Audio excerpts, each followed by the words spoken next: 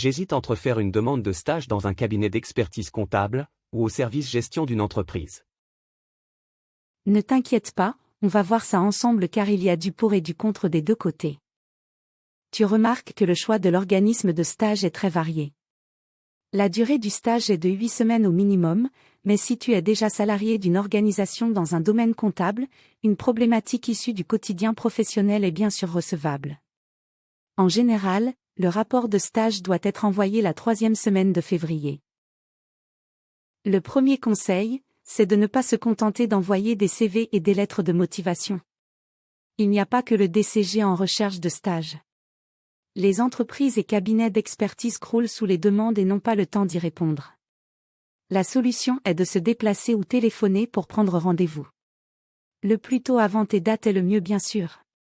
N'hésite pas à relancer les entreprises contactées en téléphonant 1 à 2 semaines après une demande de rendez-vous. Ne te contente pas d'1 ou 2 adresses mais prépare un ordre d'intérêt avec une dizaine d'entreprises au minimum. Et ne baisse jamais les bras même après plusieurs refus, car les offres de stage sont rares.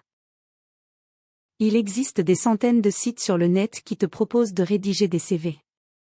En fait, ils proposent essentiellement de la mise en page avec plein de couleurs et d'effets graphiques. Il faut au contraire, privilégier le contenu et la clarté.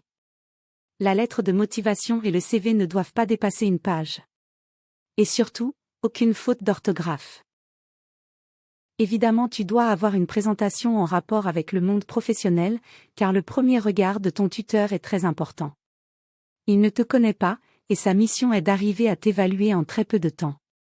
Si tu es enthousiaste et prêt à travailler, il te considérera comme un bon candidat en moins de 2 minutes. Ce n'est pas à toi de tendre la main le premier. Attends que l'on t'invite à entrer dans la pièce et à t'asseoir. Tiens-toi droit. Réponds par des phrases courtes et claires, sans couper la parole.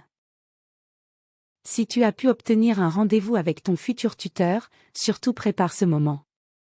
Il faut que tu sois capable d'expliquer les attentes du stage, et ne pas dire « je dois faire un stage obligatoire ». Lis bien le programme, et surtout, insiste sur cette dernière partie qui sera le point fort de ta soutenance au mois de juin.